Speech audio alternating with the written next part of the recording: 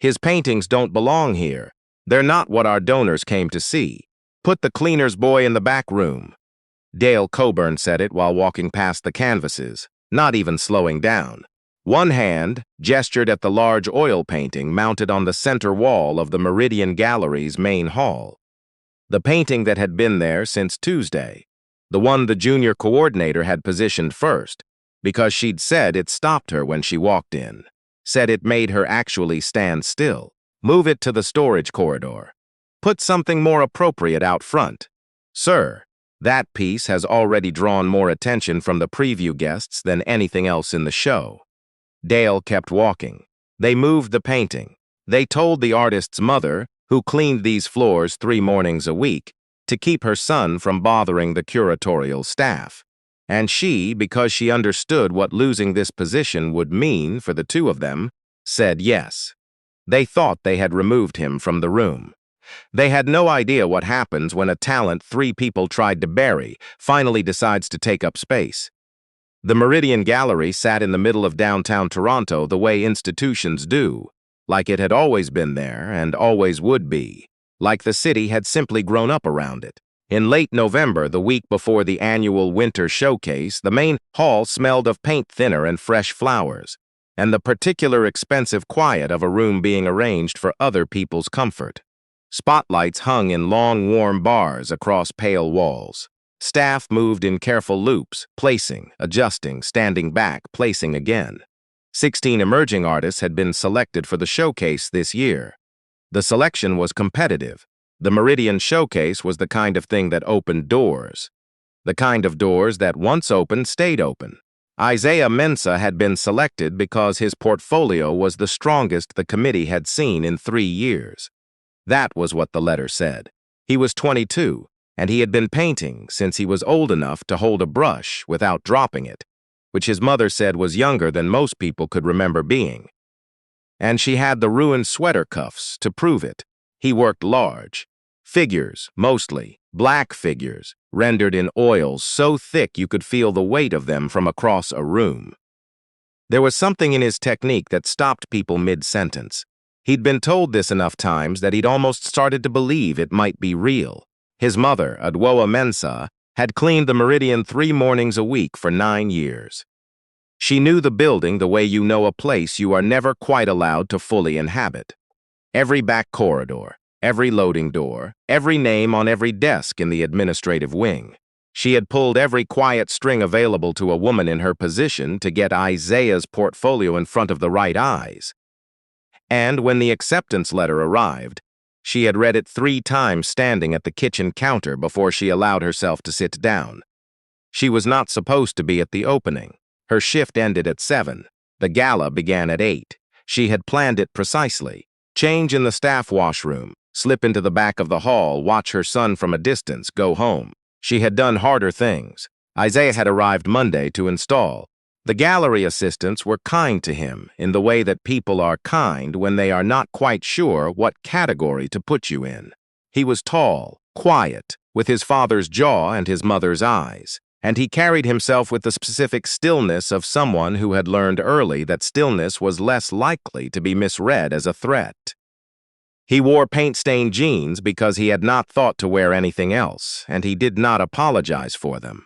His largest piece, a 2-meter canvas called What We Carried, showed 4 generations of a family standing in a kitchen. The figures were painted from behind, facing a window that let in morning light. You could not see their faces. You could only see the way they stood, the weight in their shoulders, the particular way each of them held their hands. And somehow that was more than enough. It told you everything. The junior coordinator, a young woman named Giselle Harmon, had mounted it on the main wall because she walked past it twice and could not keep moving. On Wednesday, Dale Coburn arrived. Dale Coburn was the gallery's new executive director, 8 months into the position, and the winter showcase was his first major event. He had come from a private gallery in Vancouver with a reputation for clean aesthetics and strong donor relationships and opinions he delivered as facts. He walked through the main hall on Wednesday afternoon with his jacket buttoned and his eyes moving across the walls, with the particular expression of a man measuring a room against a version of it that existed only in his head. He stopped in front of what we carried for no longer than 4 seconds. Then he turned to his assistant and said what he said. The junior coordinator began to speak and stopped. The assistant wrote something down. 2 gallery technicians lifted the canvas from the wall and carried it down the side corridor toward the storage area where visiting pieces waited when they were not wanted. Isaiah was not in the building when it happened. He found out from Giselle, who caught him in the parking lot Thursday morning, who told him in a low voice with her eyes checking the door behind her that she was sorry that she had argued, that it had not made a difference. Isaiah stood in the parking lot for a long time after she went back inside. He did not go in. He sat on the low concrete barrier at the edge of the lot with his hands between his knees and looked at the building his mother cleaned 3 mornings a week and tried to locate the feeling in his chest. It was not surprise. That was the thing. The absence of surprise was its own kind of wound. He had spent his whole life being good enough and then finding out, in one form or another, that good enough was not the variable anyone was actually measuring. His phone buzzed. His mother. "You okay?" Giselle texted me. He thought about what to say. He typed, "Yeah, I'm okay." He was not okay. But okay was what you said to your mother when the alternative was making her carry more than she already carried. He put the phone away and looked at the sky over the downtown core, gray and flat, the kind of November sky that promises nothing. And he thought about his father, who had worked his whole adult life loading trucks at a logistics depot, and who had come home some evenings so tired he fell asleep at the dinner table still sitting up, and who had still somehow managed to take Isaiah to every art show, every open studio, every gallery free admission Sunday in the city, who had pressed his enormous hands flat against the glass at the AGO once when Isaiah was maybe 7 and said, quietly, like he was telling him something important, "We are allowed to look. Remember that. We are allowed to look." His father had died of a heart attack 6 years ago at 51 years old. Isaiah reached into the pocket of his jacket and found the thing he always kept there. A short-handled brush, the first real one his father had ever bought him. A size 8 filbert in a wooden handle worn smooth from years of holding. The bristles were ruined now, splayed from overuse. He kept it anyway. He ran his thumb across the bristles and thought, what was it worth? What was any of it worth if they could just move you to a back corridor without explanation, the way you move a piece of furniture that doesn't suit the room? He sat with that question for a long time. He went back inside on Friday. He had to. His remaining pieces were still on the walls, and the showcase opened Saturday evening. He did not speak to Dale Coburn. He did not see him. He moved through the gallery quietly, adjusted the lighting on 2 of his smaller pieces with the help of Giselle, who did not mention Wednesday, and whose silence on the subject was its own form of solidarity. In the afternoon, one of the other selected artists found him in the side gallery where Isaiah's remaining work was hung. His name was Owen Tran, 23, a Vietnamese-Canadian photographer from Mississauga who had a piece in the North Alcove and who had brought 2 egg salad sandwiches in a paper bag and offered Isaiah one without preamble. They sat on the floor with their backs against the wall below Isaiah's paintings and ate. "I heard what happened with your big piece," Owen said. Isaiah chewed. "Yeah, it's the strongest thing in the building. Apparently, it's not what their donors came to see." Owen was quiet for a moment. "You know what's weird? I've been showing work for 3 years, and I still do this thing before I walk into a room where my stuff is hanging. I stand outside the door and I find a reason not to go in. Too loud, wrong crowd, not the right moment." He looked at his sandwich. "I've missed 3 openings of my own work. Just stewed outside." Isaiah looked at him. "I'm not saying I know what you're going through," Owen said. "I'm saying I know something about having a reason not to walk in." Isaiah did not answer right away. He looked up at the painting above them. A small piece. A figure standing in a doorway with light falling across one shoulder. He had painted it 2 years ago when he was still in school and barely sleeping, and had not known yet whether any of this would come to anything. "My dad used to take me to the AGO," Isaiah said. "Free Sundays." He'd press his hands against the glass in front of the big pieces like he was trying to feel the paint through it. He paused. I don't know if I'm doing this for him or for me anymore. Maybe, Owen said. That's the same thing. They finished the sandwiches. Owen gathered the wrappers, stood, offered Isaiah a hand up. Whatever happens tomorrow, Owen said, I'm going to be in that room. He went back to the north alcove. Isaiah stood alone in the side gallery below his paintings for a long time, the short-handled brush in his hand, his thumb moving across the ruined bristles.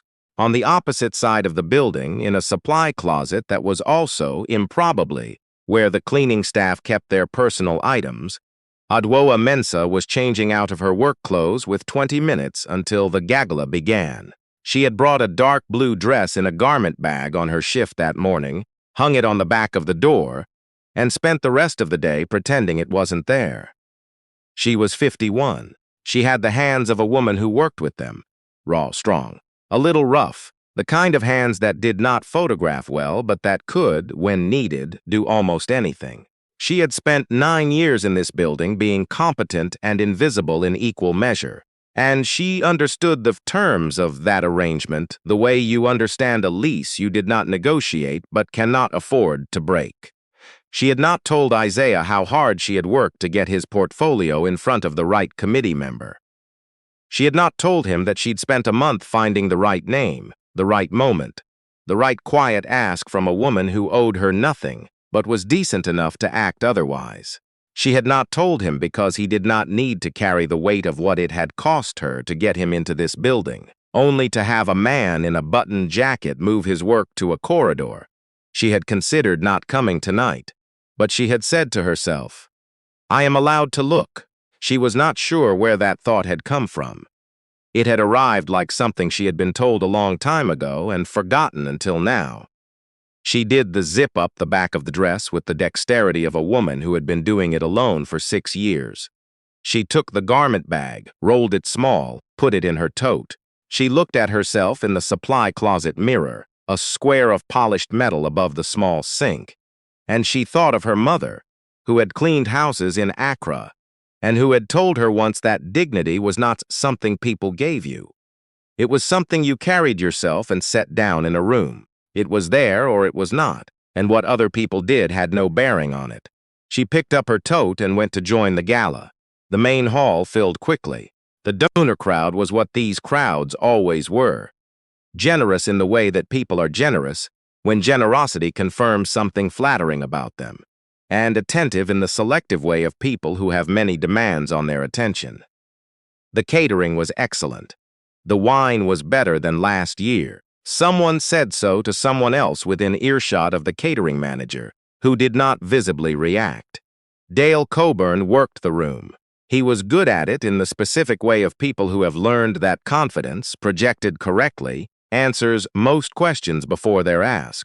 He moved from cluster to cluster, said the right things, laughed at the appropriate pitch, and the room arranged itself around him the way rooms arrange themselves around people who expect them to.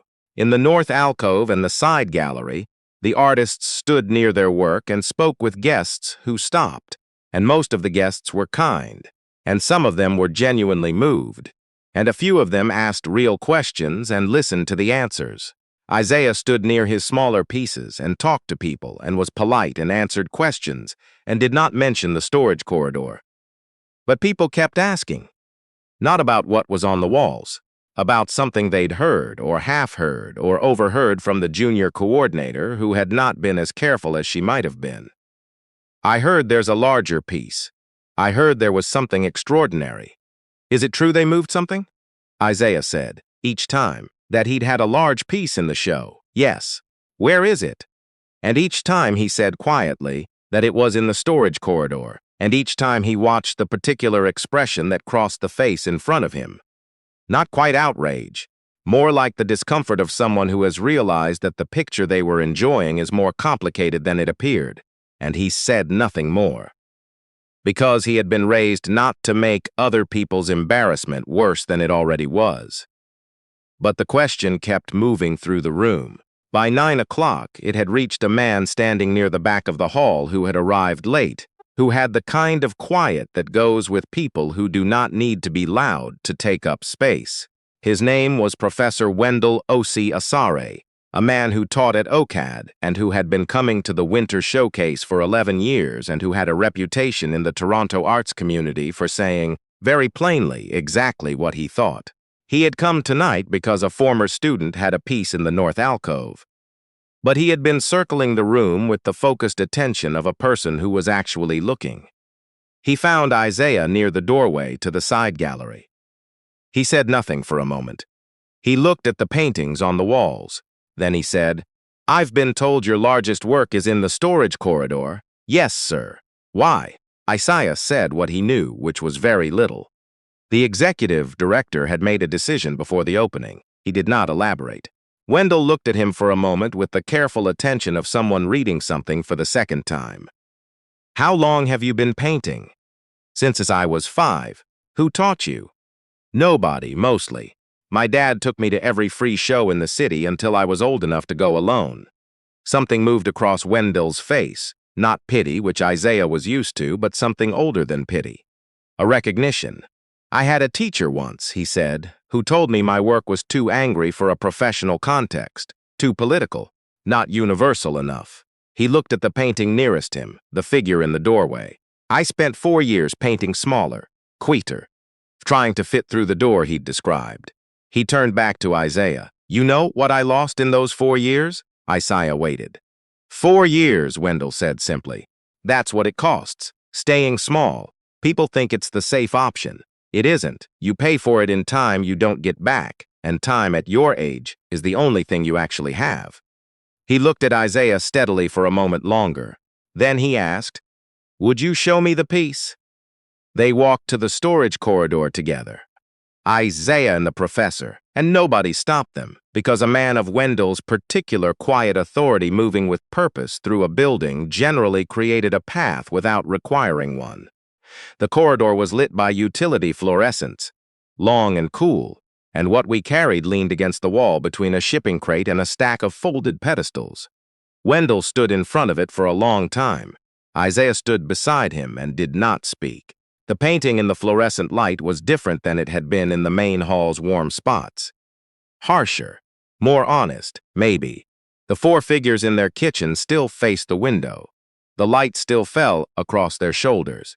The weight was still there in the way they stood, and it did not need flattering lighting to be true. "Who are they?" Wendell asked, finally. "My family," Isaiah said. "My grandmother, my mother, my father, me, from a photograph my aunt took. My dad is the one on the right." Wendell nodded slowly. He did not say anything for a long time. When he spoke, his voice had changed, gone somewhere quieter. "I knew a painter once who could do this," he said. "Make you feel the whole weight of a life in the way a person holds their hands." He was quiet for a moment. She stopped painting when she was 34. She had a family, she had responsibilities, and she stopped, and the paintings she would have made stopped with her. He straightened. "I have thought about those lost paintings my entire career." He turned to Isaiah. "This doesn't belong in a corridor." "No, sir. I'd like it in the main hall." Isaiah looked at him. "That's not my call." "No," Wendell said. "It's mine." What happened next was not dramatic in the way that those important things rarely are. Wendell walked back into the main hall, and he found Dale Coburn near the center of the room, and he spoke to him quietly and directly for approximately 4 minutes, and nobody in the room could hear what was said. But people could see, in the way that party guests always monitor the edges of a room without appearing to, that the conversation was not a comfortable one for the man receiving it. Dale Coburn's expression cycled through several things. Confidence, then careful adjustment, then something that was working hard to remain composed. Wendell did not raise his voice. He did not need to. He had spent 30 years in this field, and he knew exactly how to say a thing so that it landed without any additional weight behind it. He simply said what was true and let the truth do its own work. Afterward, Dale Coburn went to find the gallery technicians. The painting came out of the corridor on a hand trolley, wrapped in felt, and the 2 technicians, who had moved it on Wednesday without expression, and who moved it back now with the same professionalism, which was its own kind of comment, rehung it on the main wall. Giselle adjusted the spotlights. It took 11 minutes.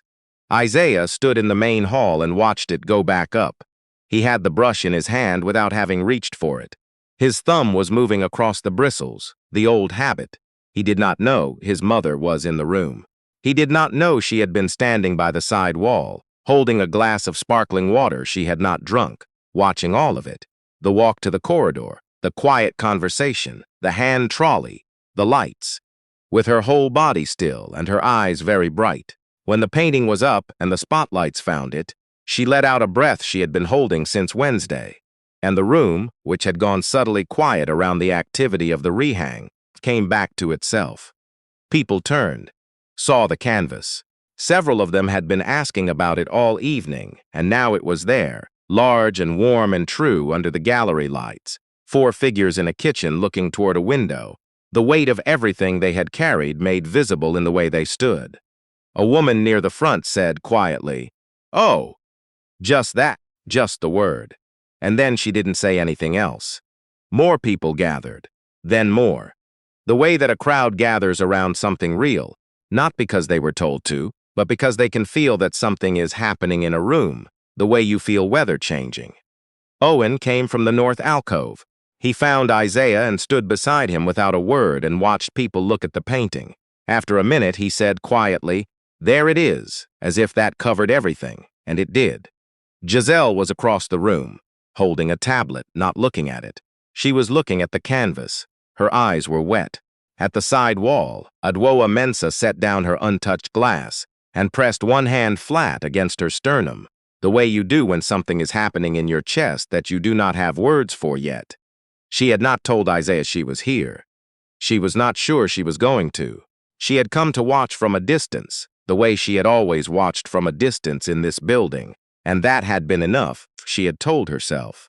That would be enough. But then someone near her said, to no one in particular, "Who is this? Who painted this?" And she heard her son's name in someone else's mouth, heard the gallery director say it, first quietly and then again, louder as the room gathered. Isaiah Mensah. The artist is Isaiah Mensah, and the sound of his name in this hall, in the room she had cleaned for 9 years, went through her like something splitting cleanly along a seam she had not known was there. Dale Coburn did not make a public speech about what had happened.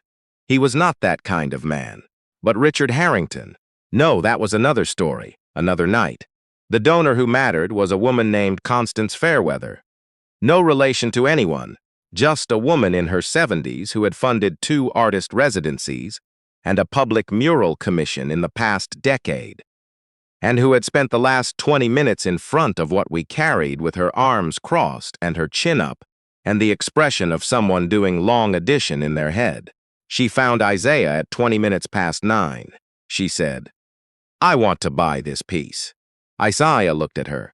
He had put a price on it that he'd thought was professional and that he now understood, from the way she said, "I want to buy this piece," was not high enough. "And," she said, "I fund a studio residency at the distillery.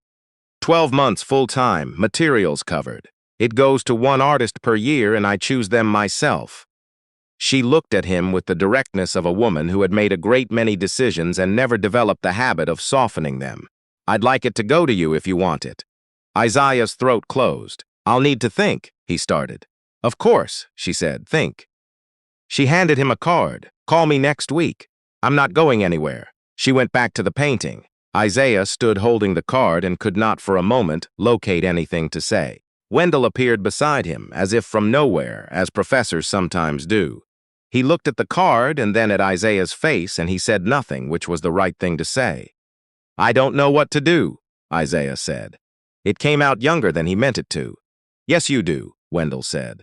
"You've known what to do since you were 5. He walked away. Isaiah stood alone for a moment with the card and the brush and the painting lit up on the wall in front of him, and 200 people in the room he had spent the week being told was not for him. And then he went to find his mother. He found her by the side wall, and when she saw him coming toward her, when she saw the look on his face, which was not yet the look of a man who had been given good news, which was still something rawer and less resolved than that, she opened her arms the same way she had been opening them since he was 5 years old, and something in the world had been too much. He walked into them. He was 22 years old and significantly taller than her, which had never once mattered in this specific configuration. "You're here," he said. "I changed in the supply closet," she said into his shoulder. "Don't tell anyone." He laughed, and it cracked in the middle. She held him back by the arms and looked at his face, the way mothers look at their children's faces when they are trying to read something the child hasn't said yet. She had been doing this since he was small enough that she could do it at eye level without raising her chin. "What happened?" she said. He told her. The professor, the storage corridor, the painting going back up, the woman with the card. She listened to all of it with her face still and her eyes very steady, and when he finished, she said nothing for a moment. "Mama," he said, "you're not surprised." "I am," she said. "I'm surprised it happened tonight." She looked at the painting on the far wall, visible even from here, warm under the lights. "I'm not surprised it happened. You knew," he said. "You always knew. I knew what your father knew." She looked back at him. "That's not the same as not being afraid." Her voice went quieter. "I have been so afraid for so long. Afraid of this job, afraid of this building, afraid of the moment someone in a good suit looked at you and decided something." She took a breath. "And tonight I almost let the fear make me go home." Her hands tightened on his arms. "I am very glad I did not go home." He looked at her, the dress, the hands that cleaned these floors, the chin she had kept up through 9 years in this building, through 6 years of widowhood, through every quiet string pulled and every small gamble made on his behalf. "You got me into this show," he said. It was not a question. She did not answer for a moment. Then she said, "You got yourself into this show. I found the door." He looked at her for a long time. He put the card and the brush in his jacket pocket and took both her hands in his. "Come see it," he said. "With me. In the light. Not from over here." She looked at the painting across the room. She looked at the people gathered around it. She looked at the space between where they were standing and where the painting was, and he could see, in the way her shoulders settled, the precise moment when she decided not to be at a distance anymore. "Okay," she said.